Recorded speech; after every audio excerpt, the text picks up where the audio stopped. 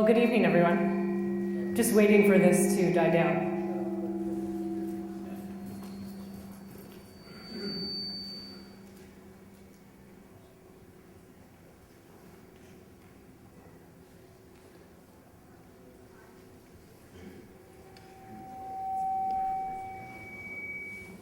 Well, we can find hundreds of exoplanets, but we're still working on technology in our classrooms.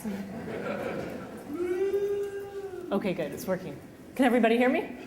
Okay, great. Well, it's my pleasure to be here tonight to tell you about exoplanets, planets orbiting other stars. Right now, we know of over 300 exoplanets, close to 400. And it's true that we're actually on the verge, for the first time in human history, on being able to answer the ancient question, are there other planets like Earth? Stars are so far away, they're just point sources in the sky, like on these slides. And the Earth as well would just be a dot of light. And today I'm going to tell you about how we're trying to detect planets like Earth and what we would learn. Does anyone recognize this planet? Someone's raising their hand? Okay, someone said Earth. How about another guess? Actually, if you look very closely, it's not Earth. What's wrong with it? Too much land. And this is an artist's conception of another planet. We don't expect planets to be exactly like Earth, although we're looking for ones that are like Earth in the sense that they have oceans and continents where life can live just like we do. And it also captures kind of a theme of exoplanets. That is, we have to look really, really hard to find a planet at all. And we have to look very, very carefully at the data we get to try to understand it, because it often will look like something that we think it is, but it could be quite different. Now, if we were to zoom out really far, we would see a galaxy like this. This is a galaxy. It's a collection of stars all bound together. And we think that our own Milky Way galaxy looks like this, so that our star is about where the red dot is. That's one star in the Milky Way galaxy. So our Milky Way galaxy has 100 billion stars. And we think that there are possibly more than 100 billion galaxies in the universe. So that's a lot of stars. So how many of you think that there's a planet like Earth, just like Earth, somewhere out there? I mean, it's your self-selected audience, clearly. But I mean, it's really, really amazing. There's just such a huge probability. But now let me ask you a slightly harder question. Right now, about what I'm going to talk about, how far away from our sun could we find a planet like Earth? Actually, you know what? It's right in that red dot. That same red circle. Can everyone see that little red dot? So we can only look at the very, very nearest stars that are so very, very close to Earth. So the fact that there are these billions of stars out there, it doesn't help us really, because we're like children trying to develop technology for the very first time. So there are probably lots of Earth-like planets out there. We're just trying to find them right now. And as part of my introduction, I just wanted to make a few remarks about the International Year of Astronomy. I made a little timeline showing 400 years ago, 1609, when Galileo first turned his telescope to the skies to look at other planets. And I wanted to give you the kind of very brief history of planetary science. So in 1609, there were 6 planets that were known and 1 atmosphere. That was Earth's atmosphere. But curiously, 200 later, in 1809, there were 11 planets that were known. And actually, what these were asteroids. People found asteroids and thought that they were planets. And then about 30 years later, people realized there were lots and lots of asteroids, too many for them to be planets, and the asteroids were demoted. Well, as many of you know, a similar thing happened recently, where we had 9 planets for a while, and then we went down to 8. Pluto was dropped. And this was upsetting for lots and lots of people. But I want you to know that a lot of scientists were also very unhappy because Pluto was dropped from a vote. And science shouldn't be done by voting. It almost never is. And so what's happening now is that we're hoping that even though the organization that made this decision probably won't change their minds, but that just with common usage and the way that people talk about planets, Pluto will be considered a planet at some level. It's actually part of a group of planets called dwarf planets. So it's a crazy kind of language where a dwarf planet is not a planet. So we'll come here now to 2009, where we know of well over 300 planets orbiting other stars. And you would think that if our sun, our star, has planets, surely all the other stars out there should have planets too. It seems like a natural thing that should happen. But it's only been in the last 15 years that we've been able to find planets around stars like the sun. And actually, we should be proud as Canadians because a Canadian, Gordon Walker, was one of the people who made a huge step in this field towards finding planets because of the technology that he developed that others later copied and improved upon. So now we have more than hundreds of planets, but the problem is these planets are so different from what we expected. People thought they were going to find planets like Jupiter very far from the star, and instead there are crazy kinds of planets. Jupiter's very, very close to the star, Earth's close to the star, and I'll be talking more about this in my talk. So what I am going to talk about today is I decided to answer the questions, the 4 questions I get asked most often. And I get asked these questions over and over again by all sorts of people, fellow scientists, just people from all walks of life, students, friends. And so I'm going to go through these questions and answer them for you. The questions aren't necessarily in the order that I get them, but this was the best order to explain what's going on in exoplanets right now. So the first question is, what would aliens see looking at Earth from afar? Personally, I really hope that there are aliens out there looking at us. And it's really fun to think, what would they see? And I'm actually going to, okay, so what could aliens see looking at Earth from afar? I'm actually going to start with a real movie of Earth from Far Away. This is a real movie. And this movie was taken by a spacecraft it's now called the Epoxy spacecraft. But originally it was called the Deep Impact spacecraft. And some of you here who are like astronomy buffs will remember it from the year 2005 when on July 4th, it's very patriotic for Americans, it dropped something into a comet and then looked at what came out of it. And telescopes all over the Earth looked at it as well. So now this telescope has been renamed and it's being used for other things. I'm part of a team that is using it to look at stars with planets and also to look back at Earth. So we can try to understand what we're looking for somewhere else if we can understand what our own Earth looks like. So I'm going to play the movie for you now, and I might play it more than once. Let's see, so it's going to take a minute to start. So this is 31 million miles away, this spacecraft is looking at Earth. I want you to look at the continents and see how red they are, and the contrast between the bright clouds and the dark ocean. This is what we're really excited about. It was just lucky the moon was transiting. It passed right in front of Earth. And you notice how the moon looks so dark. But in fact, in this image, it's brightened by a factor of about 10. The moon is so dark, but in the sky, we have nothing to compare it to, so it looks super bright. Well, I'm going to play the movie one more time so you can look at, I'll point out a couple of things to look at. Okay, so it's a real movie of Earth taken from 30 million miles. Let's watch it again. If you look closely, you can see specular reflection, a really bright dot on the water that brightens and goes away. And see how red the continents are in this color here? And the contrast, how bright the clouds are. Now here comes the moon again. It looks dark.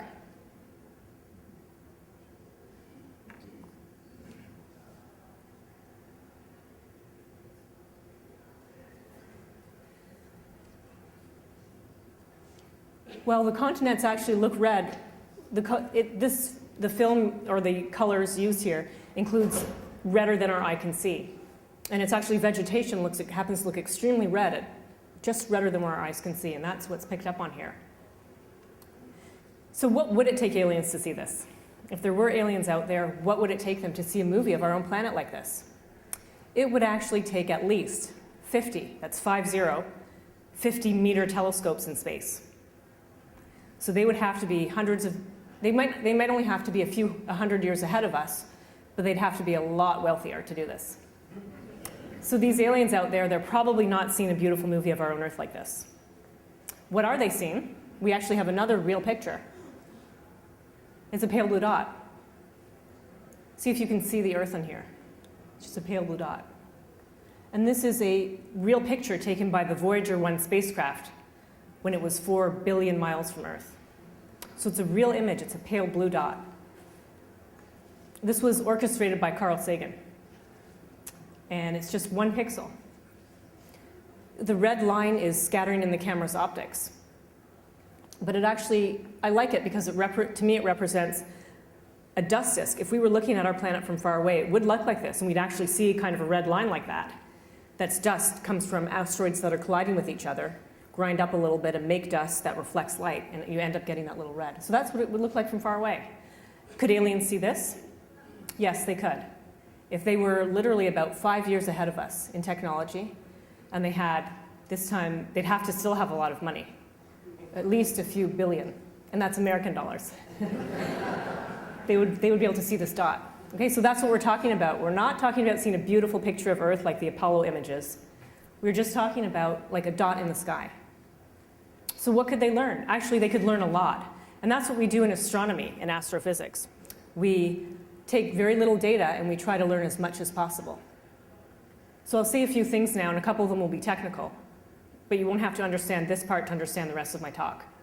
So what they would notice is that this pale blue dot actually varies with time.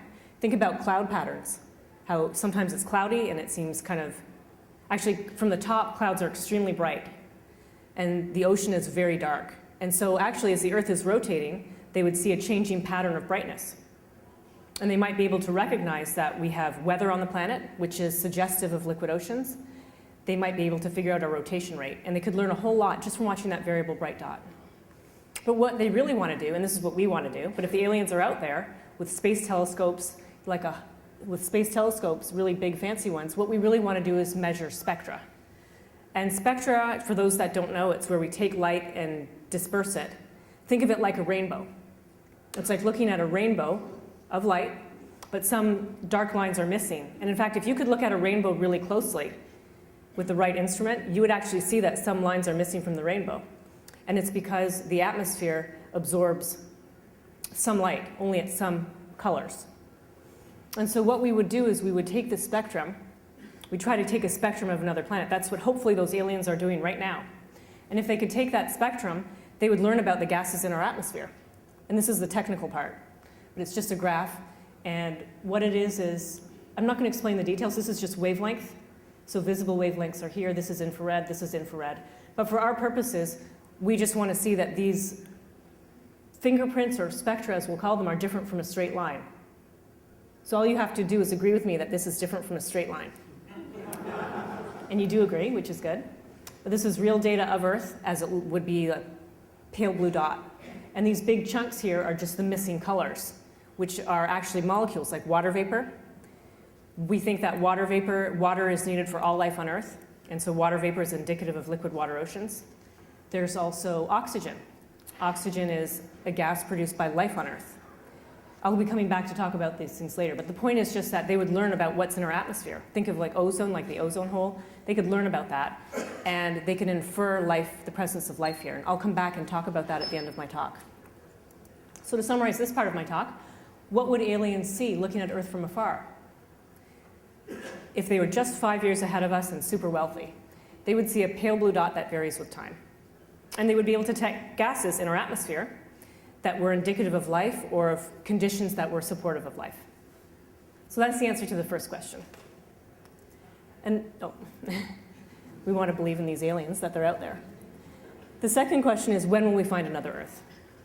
So when will we find another planet just like Earth? People ask me all the time, do I really expect to see a true Earth twin in my life? One where we have evidence for liquid water oceans, for signs of life in the atmosphere?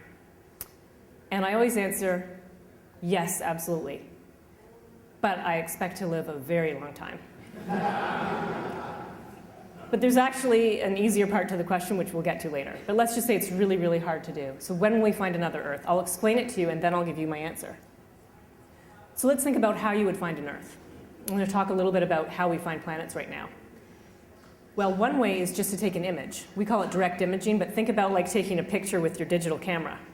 Only this would be a very, very fancy camera attached to a state-of-the-art telescope.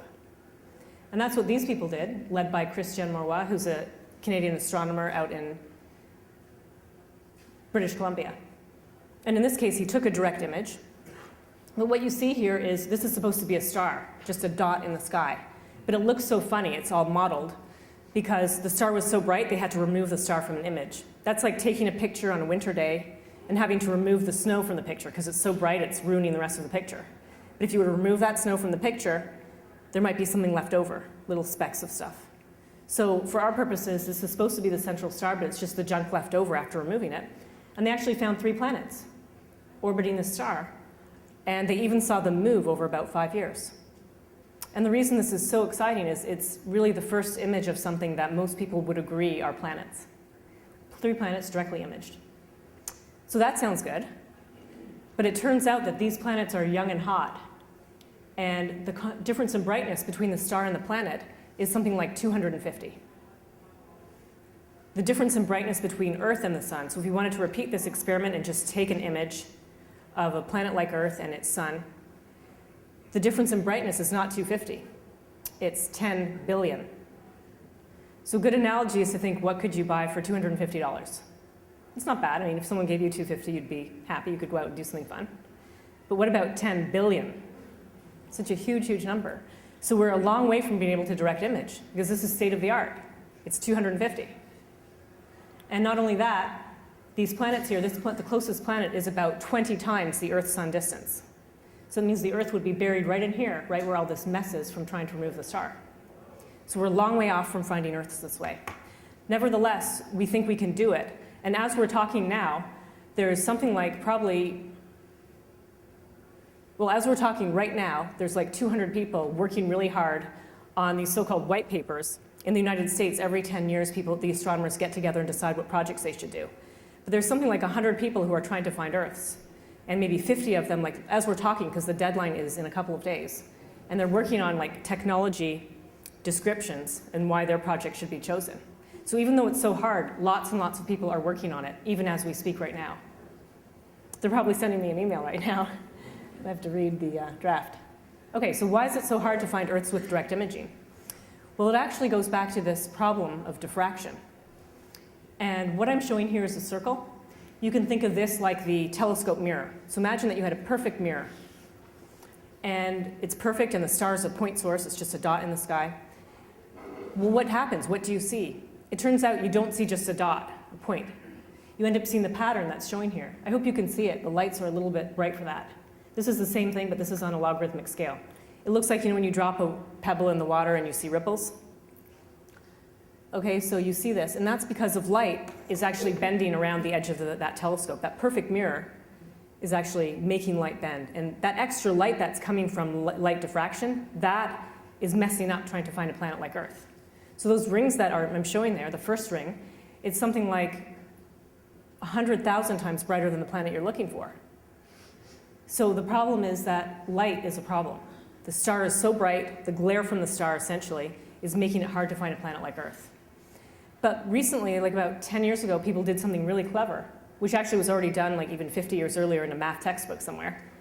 They thought, how can we use this to our advantage, this property that light diffracts and bends around edges?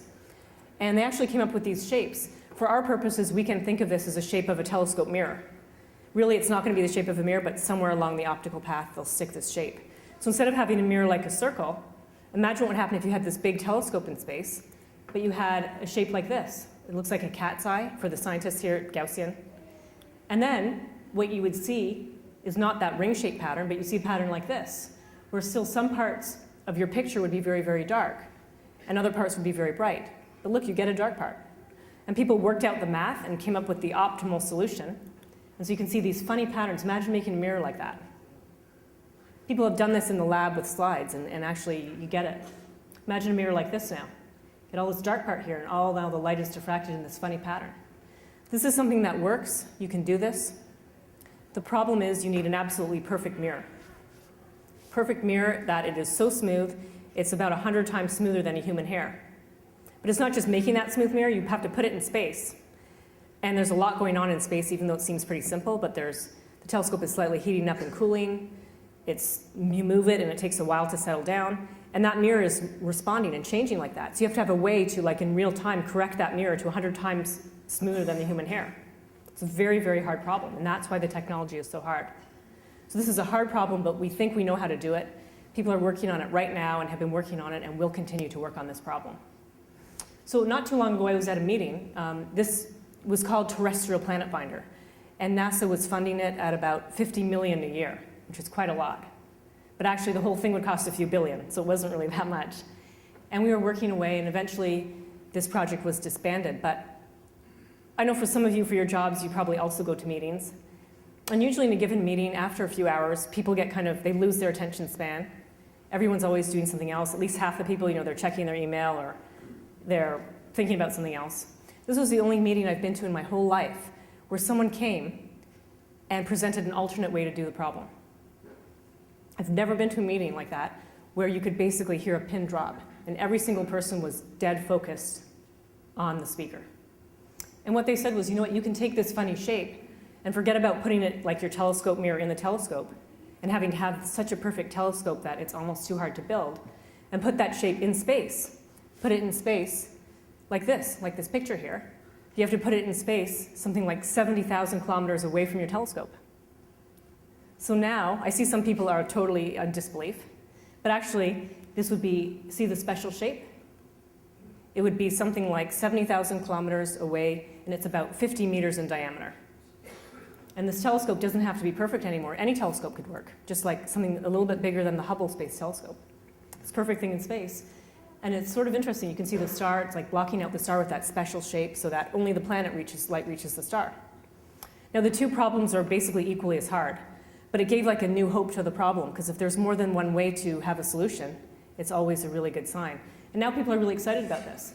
But essentially you've traded problems. You've traded off a problem of making your perfect mirror to figuring out how to deploy something in space and how to keep it lined up, how well you need to line it up. But another reason why this got off the ground was because there were two people from a space company in the United States who were super, super excited. And they got their own company to put in a lot of money to try to design this. There's a lot of problems with deploying a large thing in space, but apparently they had worked on this problem. It was some defense problem. They were not allowed to tell us what it was. But just by their sheer enthusiasm and the way they knew what they were doing, we knew they had done something like that. Probably wasn't at the same wavelength. But they were enthused about it. And so this is moving forward now. And it's another way to do this problem. So I'm just trying to convey to you how hard it is to find an Earth, to see that pale blue dot, to see what's in the atmosphere. It's very difficult to do because of the problem of that very bright star and getting rid of that starlight. And that's why it's a huge challenge. Okay, but before I answer the question, I have to tell you about two other things. And I was just going to tell you very, very briefly about two other ways we find planets. It's just really hard to find an Earth no matter what you do. But just so some of you know, this is the thing that the Canadian Gordon Walker figured out how to do. But this is one way we find planets. It's called the Wobble Method. And the next two slides will also be a bit technical. But again, you don't have to understand them to understand the rest of the talk. So we call it the Wobble Method. It's showing a planet and star. The planet is orbiting the star, but really what's happening is the planet and star are orbiting their common center of mass. Some people like to say the planet is tugging on the star. That's actually not really the right way to look at it. They're orbiting their common center of mass, and so the star is actually moving. And people can detect that motion of that star at basically the speed of a fast walk. So that's like putting you really, really bright though,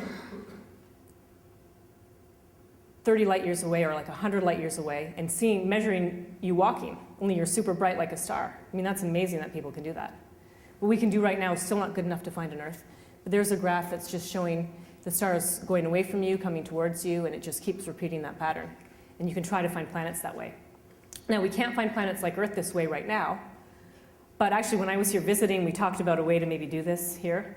But if you have a telescope and you dedicate it to one of the few very brightest stars in the sky, and you look at that star for 5 years or more, you may be able to find a planet like Earth that way. The final technique I wanted to tell you about was the so-called transit method. When a planet goes in front of a star, as seen from Earth, the starlight drops just by a tiny, tiny amount. And actually, we can detect that drop in brightness when a planet goes in front of the star. We have something like 50 planets that do this right now. But this actually is showing you a telescope called the Kepler Space Telescope. Has anyone heard about the Kepler Space Telescope? Just a few people. It actually made CNN headline news 3 separate times in the last 6 weeks. Kepler is a very special telescope. It actually, think of like Hubble, but it's smaller than Hubble. It's in a totally different orbit. The astronauts can't go to it ever. But it only has one job. Unlike Hubble, which looked at so many different things, this only does one thing. Its job is to tell us how common are planets like Earth. It's going to look at 100,000 stars at one time, looking for a tiny drop in brightness when that planet goes right in front of that star. And Kepler actually just launched, I was there, It was the first launch I've been to. It was super exciting. And it happened here. You can see it's on a Delta, well, that's a picture of it taking off on a Delta II rocket. And for those of you that haven't seen a launch or been able to go to Cape Canaveral, but here Kepler's actually just in the very top of this. This is all the rocket the power that it takes to get it up to its orbit. And it was a super, super exciting time. The reason Kepler made the news and people were so excited was because it really is our first chance to find planets like Earth. They're not going to be like Earth, like with oceans maybe or continents. We won't know. It's just going to find planets the same size as Earth. So Kepler will go out there and it'll say, hey, here are this many planets with the same size as Earth. However, Venus and Earth are about the same size, but Venus is way too hot for life. So it's not like finding a true Earth twin, but Kepler in the next 5 years will actually tell us the frequency. And it was super exciting because we had a team meeting on a Monday and Tuesday. The launch was going to happen on the Friday. So everybody was hanging out at the beach during the days, and you could see the rocket on the launch pad in the distance. Something like, it must have been about 15 miles away or maybe 20 miles, but you could still see it. And then one day, it looked different. It was a different color. They had taken off the protective covering, and you could see the white rocket all ready to go. And there's a sort of feeling, because some of the people on the Kepler mission had worked on it for 15 years or more. And trust me, these people didn't want to see Kepler go into the ocean, because they weren't going to build another one.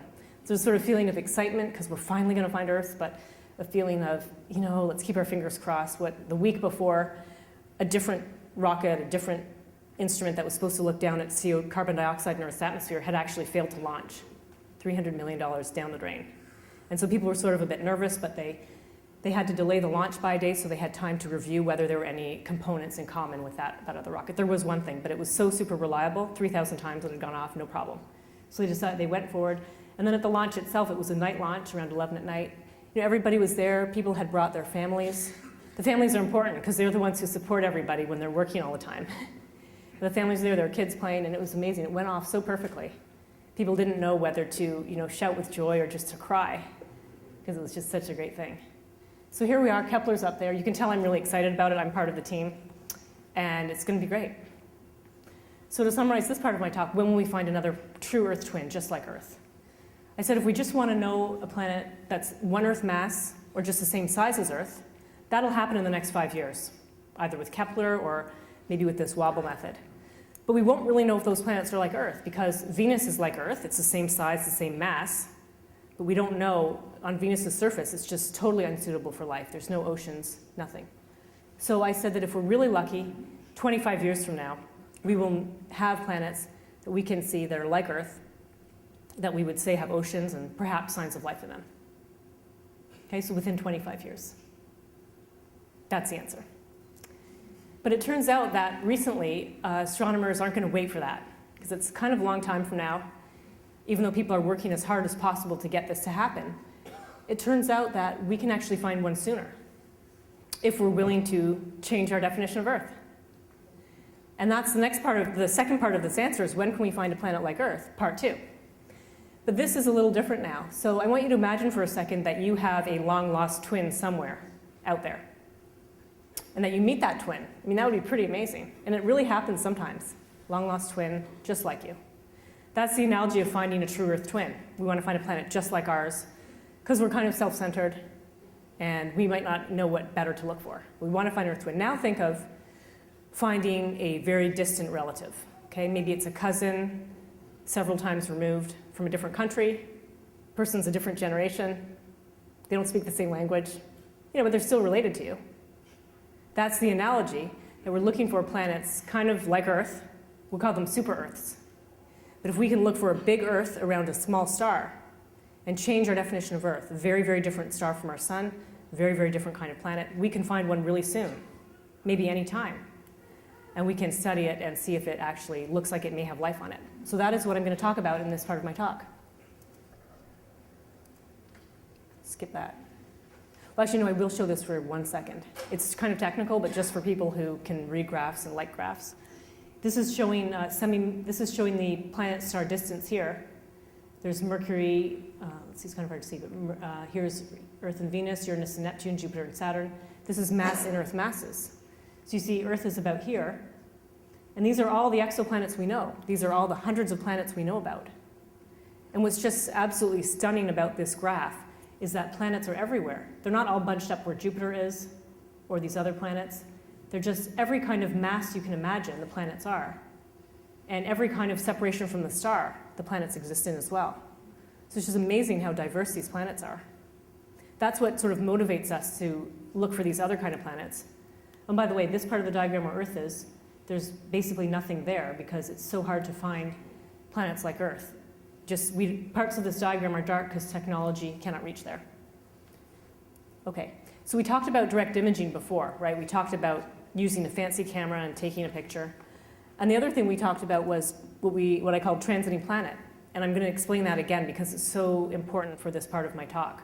But this is a movie of a transiting planet. It's just an artist's conception. It's not to scale or anything. You can see the planet going in front of the star. Every time it goes around the star, it goes in front of the star as seen from Earth. Now, not all planets will do this. They have to be lined up just so. But this is another way of finding planets. And you'll hear about why in a second, why it's important. Okay, here's a picture from National Geographic. A number of years ago, I consulted with them for a magazine article they wanted to write. And they wanted to, this was actually, I think, on the cover. It's The Search for Other Earths. It's the same title as my talk. But my job was to tell them whether their photographs and illustrations were accurate. Because National Geographic, they like to do things right. But the analogy of finding a planet just like Earth, with the direct imaging, the true Earth twin, that is like looking at a searchlight and looking for a firefly right next to the searchlight. You can see the firefly on there. It's totally fake, though. But they want to find the firefly next to the searchlight, but that firefly would be 6 feet from the searchlight. And that whole searchlight and firefly would be basically the distance from here to Vancouver. So you have to see that firefly and see it in that glare of that light. That's why it's so hard. But the funny thing is they wanted to really take a picture of this. So they went out and they rented these searchlights. It's not easy to do, you know? They put it out in a field somewhere, probably in Maryland. And the first thing I didn't like was see how the searchlights, they come in like clusters of 4. We never see like 4 stars all stuck together like that. That was the problem. But the other thing was they couldn't do the problem. It was too hard. You know, we can't find an Earth next to a star like that, and they can't take a picture of a firefly next to a searchlight. It just doesn't work. It's too hard to do. But the point of the whole story is that they came back and they were super excited because they couldn't do this problem, but they actually could do the problem of the planet in front of the star. They could do the transit problem. It was so much easier than the problem of looking for the glare, looking for the firefly through the glare. But they could say if the firefly was like in front of the star, blocking part of the searchlight, they could actually take a picture of that, and that's what they showed me. So what I'm trying to say is that these very, very smart non-scientists came back, and they actually realized what we scientists figured out too, that the direct imaging problem is a part in, it's 10 billion, 1 part in 10 billion. But looking for an Earth in front of a star that's blocking the starlight, that's only 1 part in 10,000. It's much easier to do, and they found that out just by trying to take a picture of it. So where I'm leading here is, okay, it just says here, it's easier to find a big Earth translating a small star than it is to find a true Earth analog right next to a star that's 10 billion times brighter. So finding these transiting planets is actually easier to do than that whole problem of the telescope in space. And so here we have a little graph to show, to try to explain to you how we're going to find these big Earths around small stars. Okay, so I'm not going to go over the text, but just the picture. At the top, it's a cartoon of a star like our sun, and a planet like Earth. We have the so-called Goldilocks problem. If we want to find a planet with water, because all life on Earth needs liquid water, the planet has to be not too hot, not too cold, just right. So that's showing you where Earth would be in this cartoon. But if we take a smaller star, like that orange star, it's smaller, it has less heat output. Then we ask, where's the Goldilocks planet? It's where I put it. It's much closer to the star. We can take this to an extreme and look at the smallest stars we know about, these small red dwarfs. We call them M stars. And there we could say, how close to the star does the planet have to be? And look how close it is. This is all to scale, at least, in planet-star separation.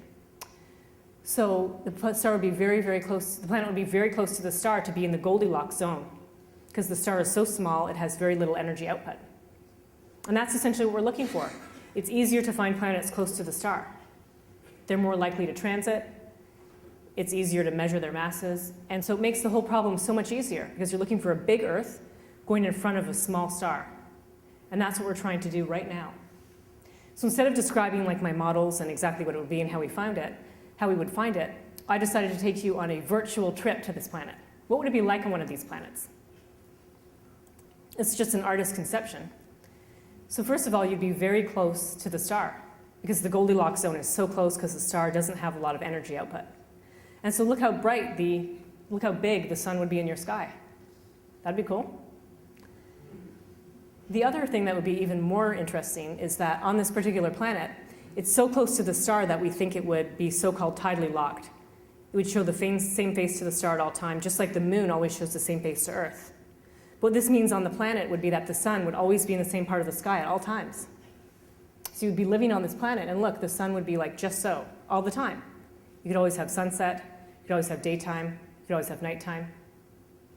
It's fun to think about which part of the planet you'd want to live on. So that would be interesting.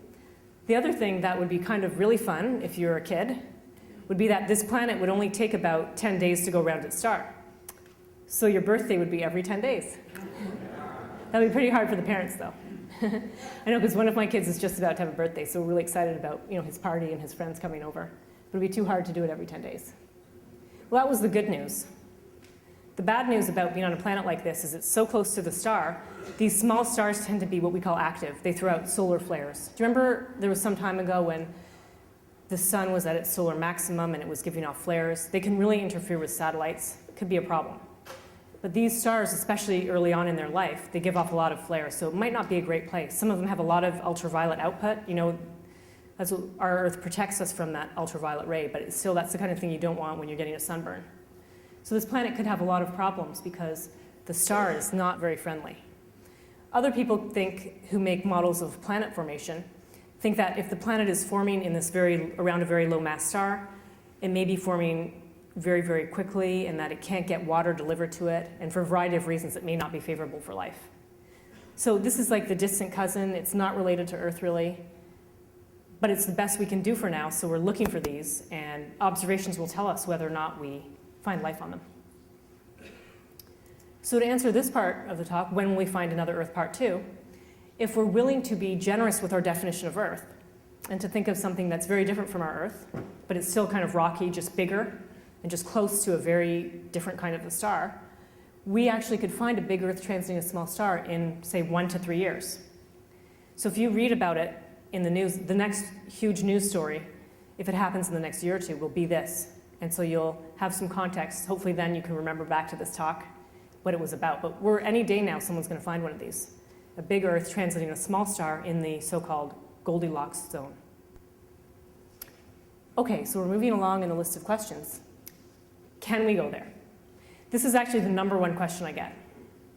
Because we're all explorers at heart. We love going places. And people want to know, if we find these planets, can we go there? Okay, now probably some of you know the answer to this one, and some of you it's also probably one of your questions. But this is definitely the best question that I get. I'm actually going to skip that slide and go here. It turns out that stars are really, really far away. The nearest star that we have here to us is Alpha Centauri, which is about 4 light years away. To put this into context, the spacecraft that is farthest from the sun right now is Voyager 1 spacecraft. Voyager was one of the spacecraft that went to look at the outer planets in the solar system, Jupiter, Saturn, Uranus, Neptune. This spacecraft is now traveling at about 20 kilometers per second. That's pretty fast. It's 20 kilometers per second, not per hour, per second. And it would take this spacecraft 70,000 years to get there. And you know how long it would spend near that star? It's like zooming past at 20 kilometers per second, hardly any time at all. So if it were going to slow down and try to get into orbit around that planet, then it would probably take 100,000 years. Okay, so that's traveling like that. That is not easy to do. And because one of the guests in the audience, I have to say, if we could travel at the speed of light, then it would take 4 years to get there. And if you're traveling really fast, time slows down and things change a lot. But let's say you could get there in 4 years. That's not too bad.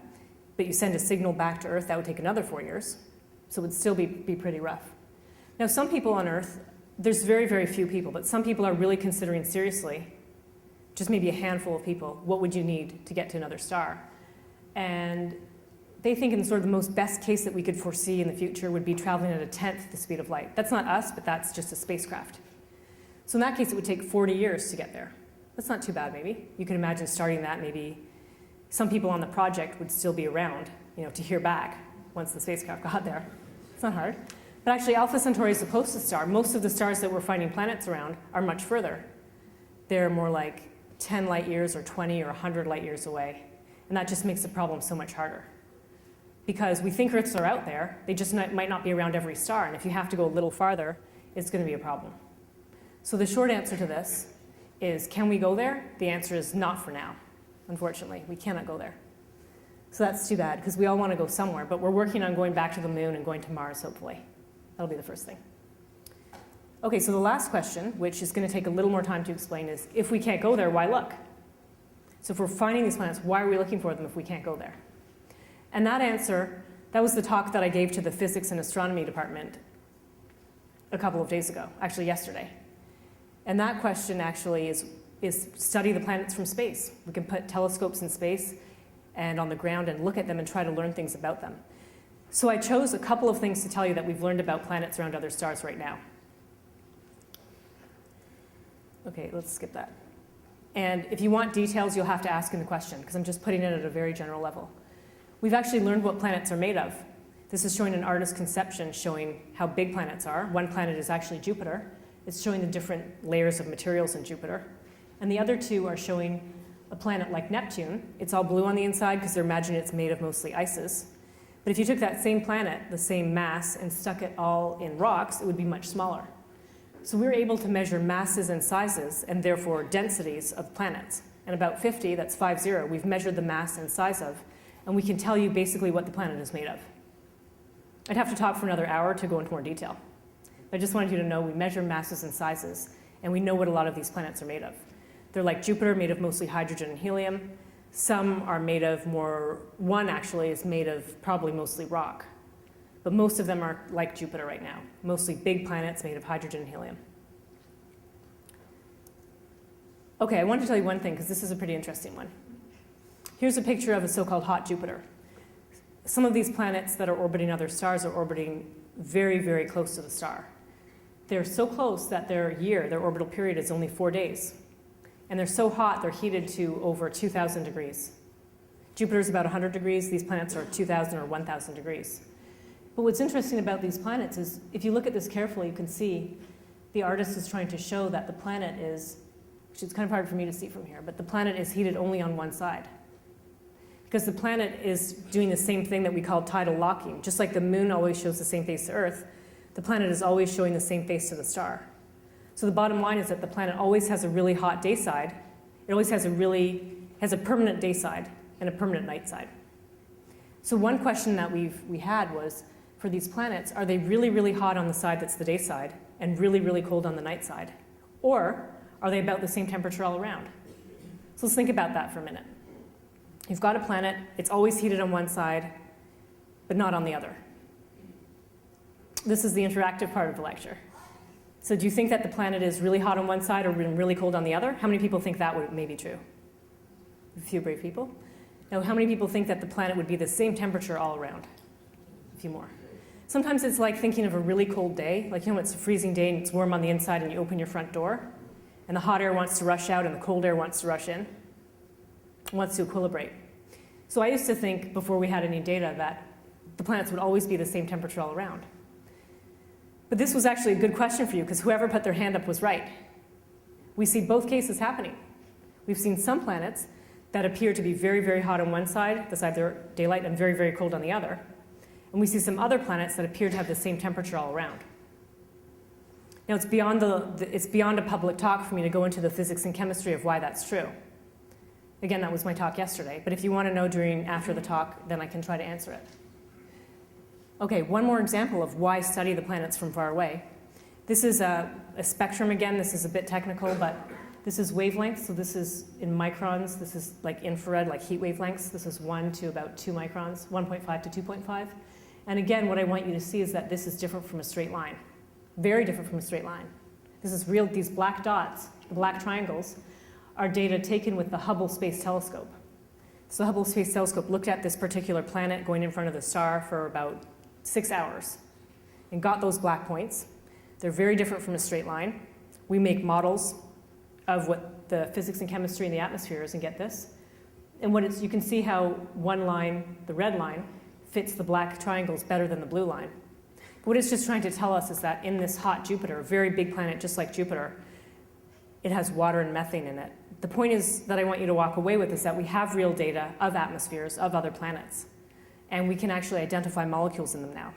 These aren't Earths, but they're big planets like Jupiter, freak planets, very, very close to the star.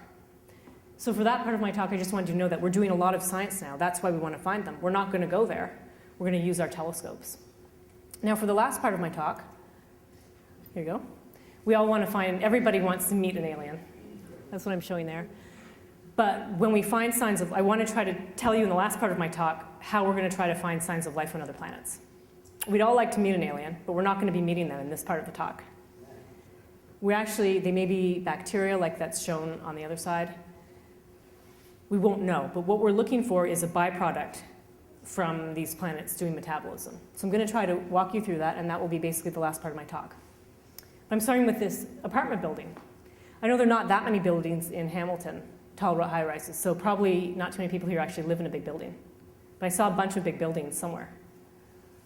When I was a child, I used to live with my father like part of the time on the weekends, and he lived in a tall building. There were 3 of them like almost the same. It was at the Don Valley Parkway in the 401. I'm sure no one knows where that is, but we lived on the 18th floor. It was sort of an awkward place to live because it was right on the cross-section of these 2 highways. We lived here. And one really fun thing we did, I guess I must have been about 5. I don't know, my brother was 6 and my sister was a little younger, was we lived on the 18th floor, we went on the balcony, and we dropped stuff off. It was really fun to do. Then we would go down in the elevator and go collect it. I think I must have been about 4. But at that time, I think today kids are supervised a lot more closely. I don't know where my dad was, he was probably sleeping or something. We'd go down in the elevator, collect the stuff, come back up. But the balcony was actually over the front of the building, so it wasn't good in retrospect, because people could have been walking. Drop our toys and balloons and stuff like that. But everybody knows it's more fun to drop something from the 18th floor than from the 1st floor, right? So no one got hurt or anything, but I'm pretty sure we only did it the one time after my dad found out. But this is actually a concept of potential energy. You had to do work. You went in the elevator and brought up those things up to the apartment, and then you dropped them down. And they had energy, so they got kinetic energy, and they moved fast, and they made an impact. So this apartment building is showing you there's a lot of energy. The higher up you are, the more potential energy you have, the more energy there is to be released when you drop that. And it turns out that in microbiology, people use a diagram like this. It's called the electron tower. They don't show the apartment building, but they put everything just to show you the amount of energy that can be released for different reactions that life on Earth does. So I'm trying to convey to you that life on Earth uses chemical energy. All life on Earth uses chemical energy gradients. Okay? So what we do as humans is, we do respiration, aerobic respiration, and it turns out that on the apartment, that's the biggest energy yield you can get. We breathe oxygen, and that's the biggest you can get. And plants did the uphill one for us. The plants did photosynthesis, they split the energy, they made the chemical gradient into the food. And actually, people think that complex life needs oxygen because it gives you the biggest energy yield. Okay, that's why they've made it like this, because that's at the top and this is at the bottom. But life on Earth, all life on Earth does is chemical energy. It's something that's sort of not in general knowledge right now. I only learned about this a few years ago. That's why I always like talking about it. But it turns out that life, all life needs certain things, liquid water, but all life uses chemical energy gradients. I think some biologists may disagree with me, because sometimes these gradients are in the cell, sometimes life uses it outside of the cell. But this is the way I look at it. I look at photosynthesis as doing the uphill reaction and able to do the downhill reaction later. But so there's actually lots of different kinds of life. Some of it doesn't do photosynthesis at all, lives deep in the ocean or in rocks. And there's all sorts of life that uses these different ones. So it's just trying to show that if you, lived one floor apart from your friend, not too much energy would be released there. Complex life needs a lot of energy, but all life is using these chemical reactions to yield energy for the life to actually live. And actually, in the process of doing that, a lot of life releases a chemical byproduct. That's the whole point of this part of the talk. Life releases a chemical byproduct, and that's what we're looking for. So we're looking for a chemical byproduct produced by some kind of chemical reaction that gets released into the atmosphere that we can see from very far away. So for my cosmology friends, I just wanted to tell you that this is actually called dark energy. The life that is deep in the ocean, that doesn't see the sun, that's generating energy from these chemical energy gradients that exist outside of the cell. It's called dark energy. Okay, so what I was trying to say here was that all life is using different chemical reactions. Different kinds of life, mostly bacteria, use very different reactions, and they generate a byproduct gas that can potentially fill our atmosphere. And so back to this plot, I was just trying to say that on our own Earth, we have oxygen, so much oxygen in the atmosphere. It fills 20% of our atmosphere by volume. And that oxygen is actually produced by life. It's produced by plants and photosynthetic bacteria. They're generating this metabolic byproduct. It's filling our atmosphere. And if those aliens are looking at us from far away, they will know that something's unusual. Because oxygen is such a highly reactive gas that it shouldn't be in our atmosphere. It's just unstable. It shouldn't last in our atmosphere for very long. It must be continually produced. And we don't know of any way that we can produce it geophysically or some way that doesn't have to do with life. So that's what I'm trying to get at. On another planet, maybe it's a different kind of a gas, but it has to be something that fills the atmosphere that we can see. And it's based on this principle that all life that we know uses chemical energy gradients. Okay, so if we can't go there, why look? We can learn a lot about planets from observing from telescopes, including what they're made of, what's in their atmosphere, and whether or not the planets have these things that we call biosignatures. Okay, so to summarize my talk, the first question was, what could aliens see looking at Earth from afar? I told you that we might like to think they're looking at this beautiful movie of Earth, but that's probably too hard at the present. They'd need a lot of resources to do that.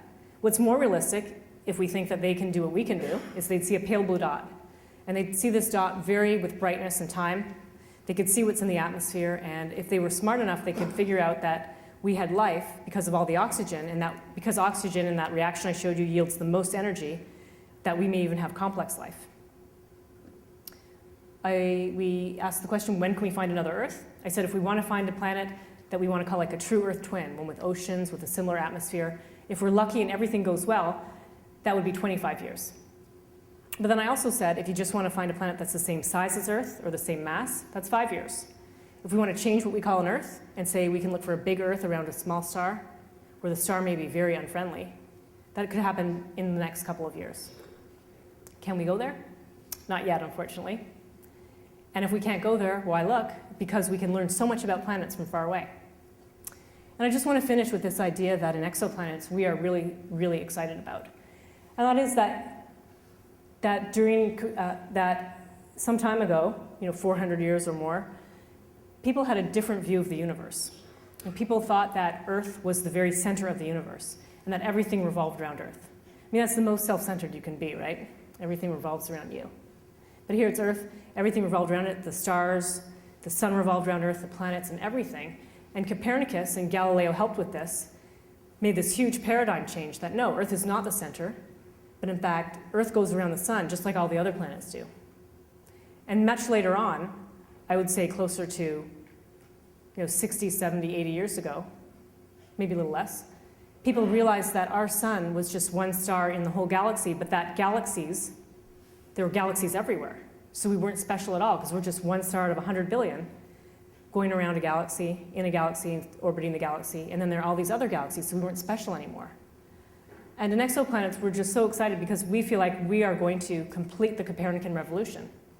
We're going to find planets like Earth and find signs of life on them, and that'll be the true final time that we know that that the universe is not revolving around us, but that there are other planets out there that have life on them. And we will, in that way, complete the Copernican revolution.